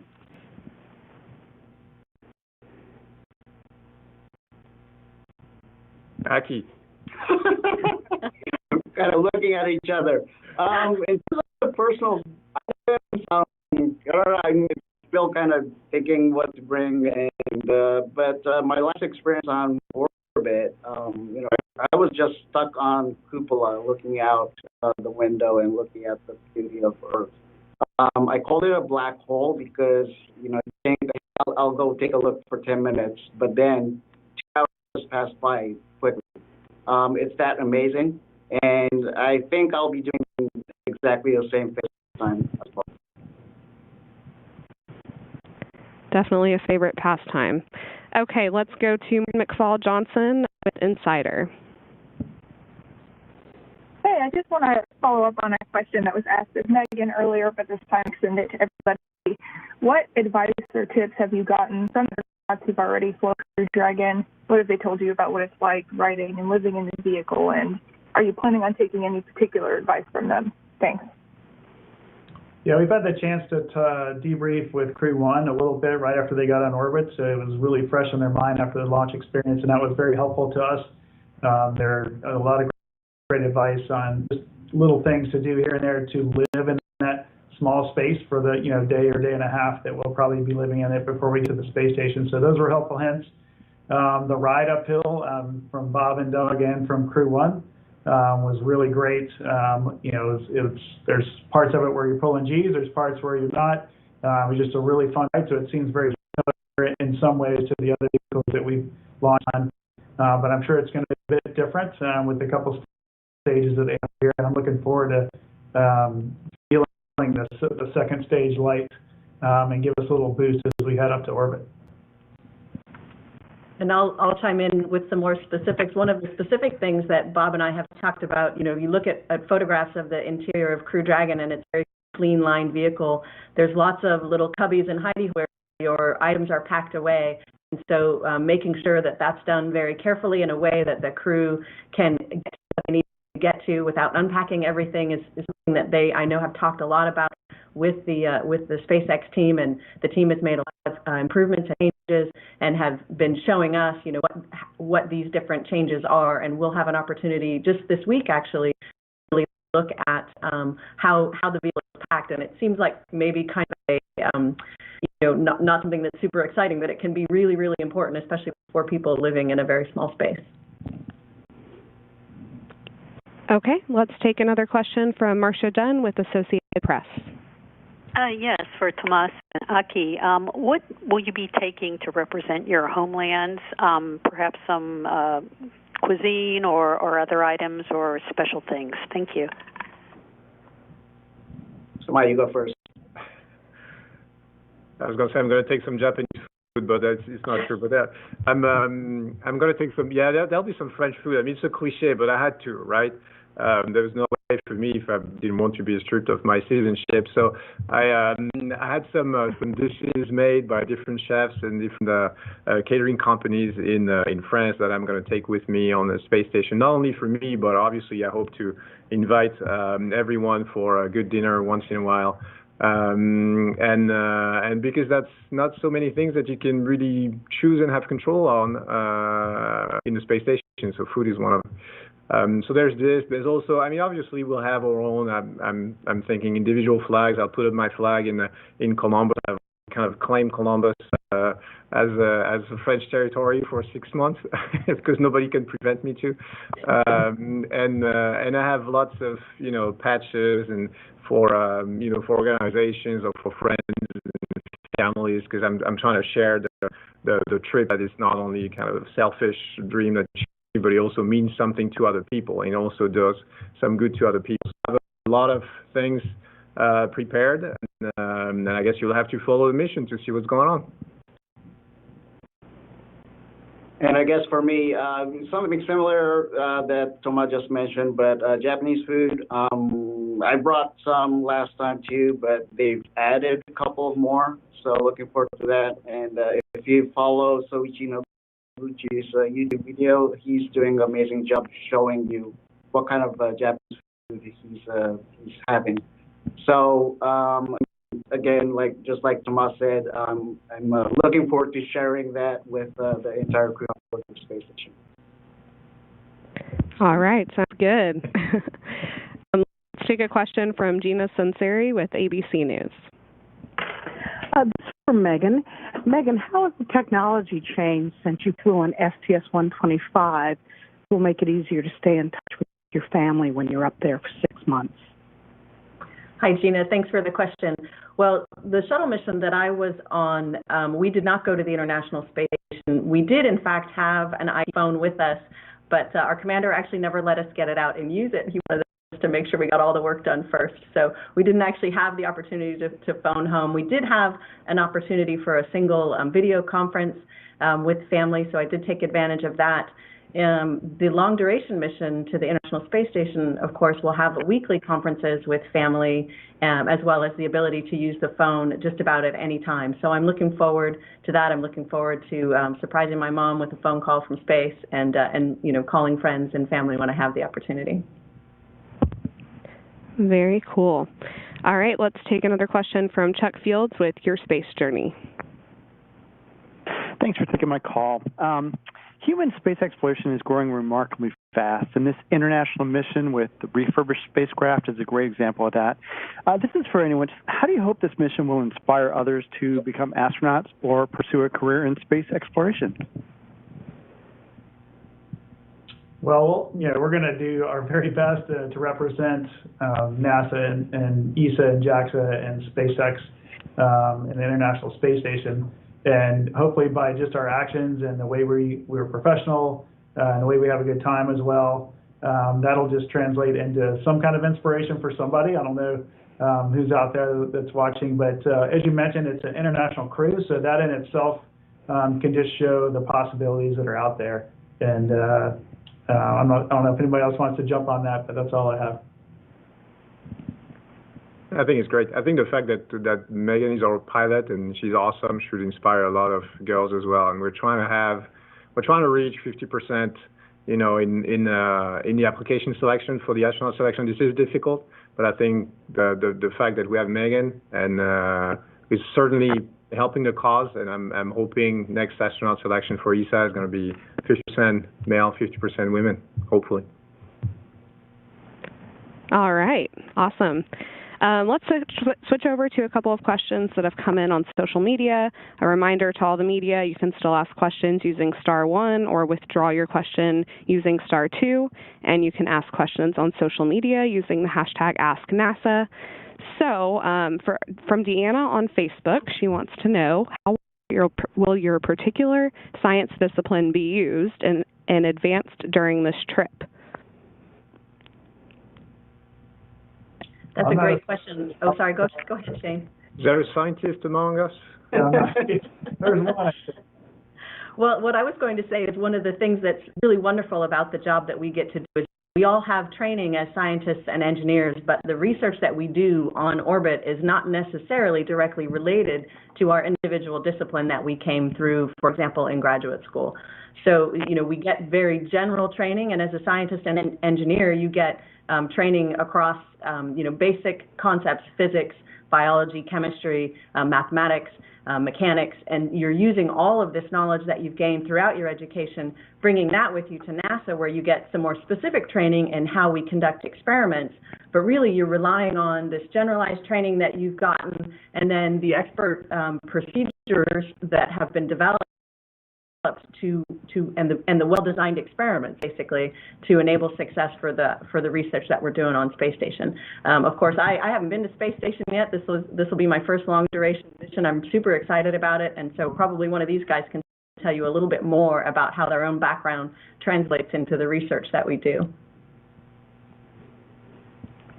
Yeah, so the part for me, I came from an operational background, and that definitely came in handy. Tama alluded to it earlier, but when we're running procedures and we're working with equipment, it's very operationally oriented. So for me, that's one of my strong suits, I think, and it definitely played out on the space station. All right. It's a complete team effort. I want to say we're just kind of the tip of the spear, but the people running the experiments are on the ground, and they're just telling us what to do. They write the procedure, they design the hardware. So you could be doing some medical experiment. I have zero background in medicine. I mean, we get some training here, but obviously it's not enough to be an MD or a PhD, obviously, far from it. But there'll be some very, very smart people on the ground kind of directing us and telling us what to do, being there to answer our question. And that's what makes the science efficient, is that we're doing our best, but we have a lot of help. That's great. Yeah, we'll have thousands of researchers from across the world, really, that are the ones behind these experiments you'll be doing. Let's take another question from Facebook. What will you miss most while in space? Is it pizza? No, because it's on board the space station. So, you guys.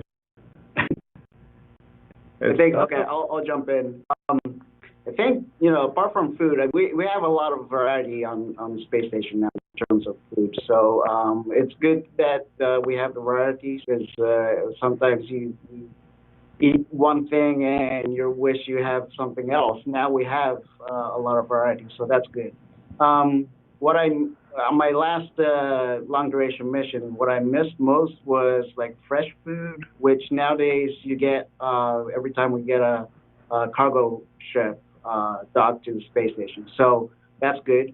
The other thing was nature, like just the wind blowing in your face, or the smell of trees. That's something that I noticed that after I came back that I missed most. I think there's also sometimes the freedom to be able to do what you want and just go where you want and meet the people you want, which obviously you cannot do on the space station. But the funny thing is actually not funny at all, but is that now I think people can relate to this a little bit with what happened in 2020, and people have experienced what it is to be kind of locked in one place and deprived of the freedom to travel or go see the people you want to see, and so that's going to happen to us for 6 months again. So I guess this is also something that when you come back to Earth, you're very happy to get that freedom to do whatever you want and go wherever you want again. And of course, we're all going to miss our families. That's a given, I think. That's the hard part for a lot of us. But for me, I'm going to miss a hot shower. We don't have showers on the space station, which surprises a lot of people. But I will definitely miss that. And to add on what Aki was saying, just nature itself and weather and wind and smells of Earth will be greatly missed after a month or two of being out there. All right. For me, in addition to all of those things, I think one of the things that I'll miss is the act of preparing a meal from scratch. So preparing food and getting to share that. We'll, of course, have some meal times together, but, I think it will be different cutting open a pre-prepared meal versus being able to create that yourself in your kitchen. That's something that I'll miss. That's my type of cooking, opening up a ready-made meal. We'll be excited to see what you can come up with up there. All right. From Jacqueline Irving on Twitter, what is the biggest difference between Dragon training and shuttle training? I'll start with that. So there's some similarities in that the training for us will be about a year, a little less than a year for some of us, but the shuttle training is about a year to a year and a half, so that's similar. The difference, one big one is that you go to California for most of your training, and instead of staying in Houston, and we went to Florida a lot more in the shuttle training than we do now for Crew Dragon, so there's some differences there. They're both space vehicles. There are systems that you have to learn. There's very similar kind of academic training and simulator training that we're going through. So those are probably the biggest ones. Obviously, it's a different rocket that we're launching on. It's a different spacecraft. But the flow in general, about a year long, and a lot of the same kind of, I guess the template is pretty similar, where you're going to be academics and then simulators and then kind of go to the launch pad. So looking forward to hopefully it being somewhat similar. I know the ride will be a little bit different, but hope that helps answer your question. Yep, thanks. Let's take a question from Rebecca on Facebook. What are you most looking forward to?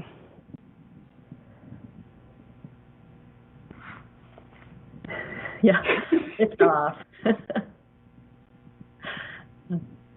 So I think one of the things, we're looking forward to at this point, obviously, is getting started. We've been, like I said, really intensively training for about a year together and individually, and, really looking forward to that moment where the mission actually begins and we get to try out all of the things that we've been preparing for the last year. Agreed. All right. Thank you.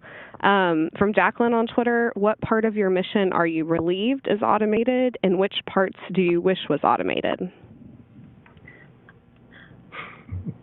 Wow, I mean, spacecraft it's a futuristic spacecraft, and it pretty much can do it all. Like even Soyuz and shuttle were automated, and you only interacted with it if something went wrong in general and flew the thing manually. So this is no different than that. It's the technology is much different, of course. And we're doing touch screens instead of like a joystick in your hand to fly the thing. So that's pretty exciting. And but Megan and I are trained to take over manually during any phase of the flight if need be. But hopefully we'll just be along for the ride and get to enjoy it. There's one part that I wish was automated is on space station, just to find the items that you need to find to do your work, because there's so much things up there, because there's lots of different experiments, lots of equipment. Station has grown big over the years, lots of modules. And so it takes some time to find the things you're looking for. There are thousands of items that are being tracked from the ground, tracked from database on board the space station. So if you could just press a button and everything was going to show up to you, and you could do your work, that would be brilliant. But I don't think it's happening. All right, we'll add it to the wish list. We'll take another question from Ulrich Ebner with Slug Review. Hi, this is a question for Thomas. As it is your second flight, are there any things you intend to do differently from the first one? For example, looking out of the window more often or enjoying the sound of the lounge. I don't know if there's anything you wish to do differently.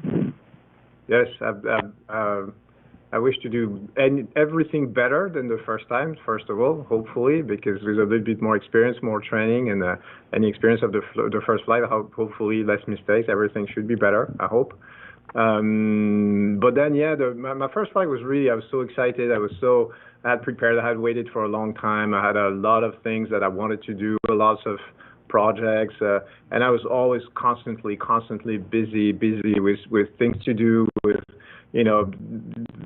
small videos that I wanted to make, pictures, a journal, calling friends. I was going to make sure I was going to call all my friends, because you never know, maybe it was going to be my only flight. So every single minute of every single day, I had something to do. I had something in the back of my mind constantly.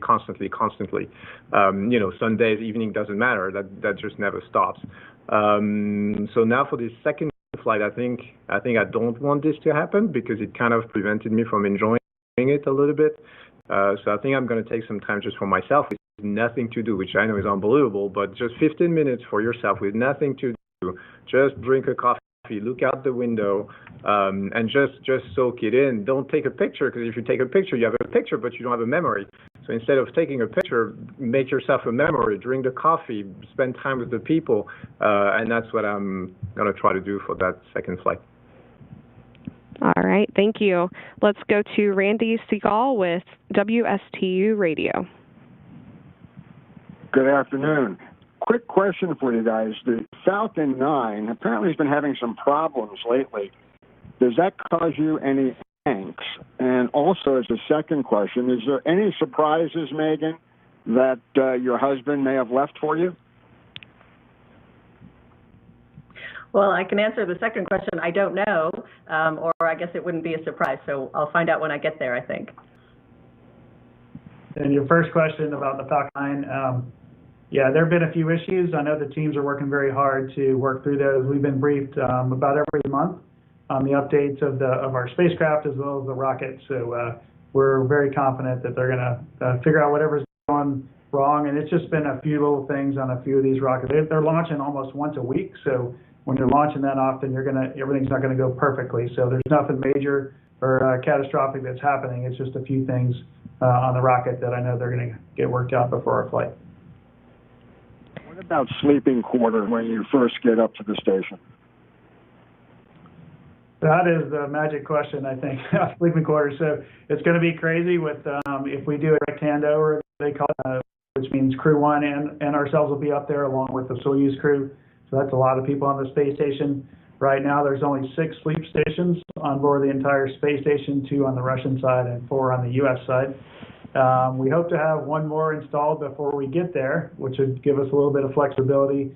But really, for the handover time, if we hand over, say, about a week or so with Crew 1, we're going to be kind of, I think, in a camp-out mode. Or one of the crews will be in a camp-out mode where we'll find a place to sleep on a wall somewhere or it doesn't matter up there, and then the other crew will be in the sleep station. So we haven't worked out which crew is going to do what yet, but we're looking forward to it. It's just going to be a short time, a week or so or less, that we'll be potentially handing over with them, and sleeping will be, although it's important, it's a pretty short time, so I think we can all handle a camping out trip for about a week.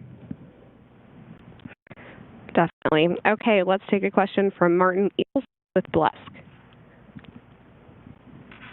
I would like to follow with the comment of Thomas Pesquet about so many things on a station. How often do you bump into something? Thank you. How do you not bump into something? Don't tell NASA or ESA, but we sometimes bump into things, especially at the beginning. We're trying to be very careful. But like you said, there's cables, there's equipment. The equipment is designed so that it's not so fragile that you cannot even touch it. Or if it is, then it's put behind a rack, behind a wall, and it's protected because everything is designed and engineered for a space flight. But I think you get used to it. Initially, the first few days, or depends on the astronauts, can take longer, can be shorter. But you have to figure out a new way to move your brain to rewire its different sensors and provide you with a good understanding of your environment. So sometimes you bump, sometimes you go too fast. You want to take a turn, you miss the turn, and if you miss the turn on space station, you go straight, and whatever's in front of you, you're gonna bump into it. So we're gonna try to minimize those events. But knowing that it might happen, and we've seen it happen, it's not a big deal, but you just have to be very careful, very cautious, very methodical at the beginning, and then not get too overconfident as you learn how to fly over the course of a long mission. Okay, a question from Lucy Auberg with ASP.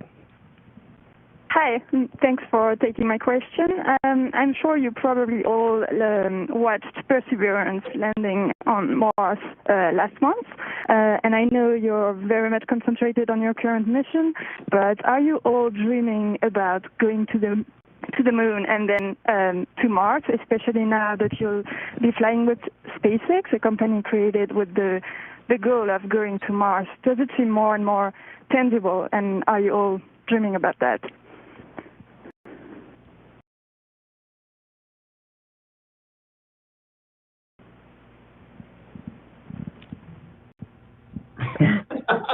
Oh no, I just pointed at myself. No. It doesn't work. Shane, you want to start with that? We all had the chance to watch the landing together, actually out at SpaceX. So that was pretty neat. Obviously a historic moment, and we were very excited for all the teams involved, especially the folks at JPL that worked so hard on landing Perseverance on Mars. That was really special. I know I'm not going to be going to the moon and Mars, but my colleagues who are much younger than me might have that opportunity. So even though I would love to do that, I think my flying days will be over after this one. For Aki and myself, we've just been assigned to, if not, I'm going to stop saying this because I'm going to get in trouble with ESA. But I think what's important is, if you're watching robotic exploration, is to understand that those are just two branches of the exact same thing. We're trying to explore, we're trying to get further into the cosmos. Those are not two competing activities. And people like to see it that way sometimes, which bothers me, because when you talk to the scientists, being behind the rovers and all the interplanetary missions, they say we can't wait for humans to be on the surface, because the return, scientific return, is going to be so much. It's going to be hundred-folds or maybe thousand-folds. But obviously it's more complicated. Obviously it's more dangerous, and that's why we need those precursor missions. That's why we need all the tasks that can be carried out by robots and rovers. For sure, please, absolutely, they have to do it. They need to have budget as well. And those are not two competing activities. Those are two branches of the same activity, and I think we work as a team, and there'll be scenarios in the future when we work even more closer together. Thank you. Well, we're so excited to see you up on the International Space Station doing research that will help us get people to the moon and Mars, and then to see you or maybe your colleagues on the moon and then eventually on Mars. And I think that's a good place to wrap up. So thank you, everyone, for joining us today. Thank you to the crew for answering questions. And be sure to watch this crew launch live online at nasa.gov, on NASA TV, or by following NASA on social media. You can also follow all four of these people on Twitter and keep up with them throughout the mission. And be sure to check those sites for updates and follow along on their whole mission. Thank you, everyone, and go Crew-2. Go Crew-2. Go Crew-2.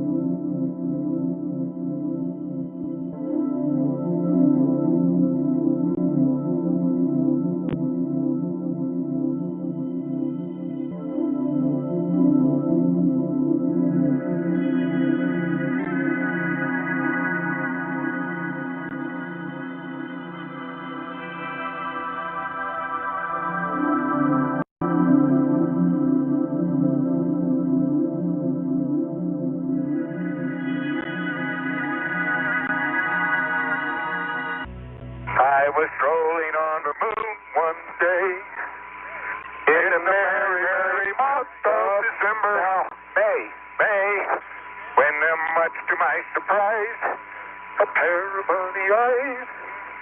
Do-do-do-do-do. Boy, is this a neat way to travel. Isn't it great? Dum-de-dum-dum-dum. Dum-de-dum-dum-dum. Dum-de-dum-dum-dum. I like to skip along, but me, boy.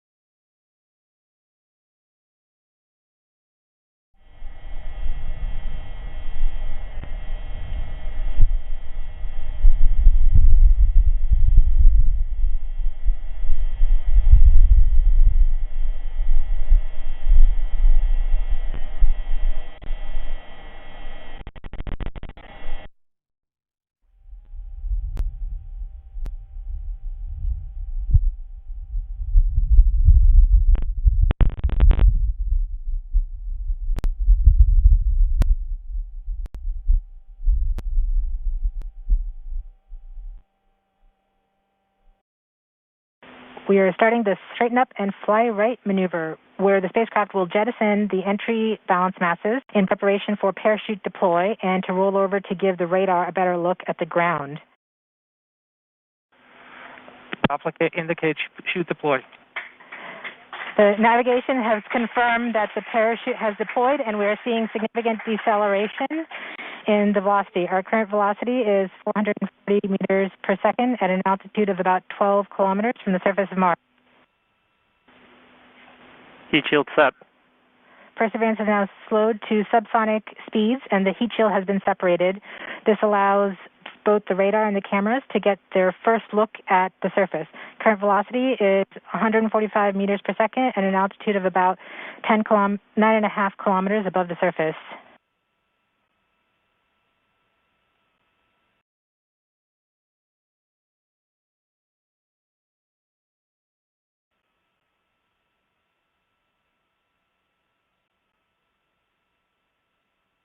Nav filter converge. Velocity solution 3.3 meters per second.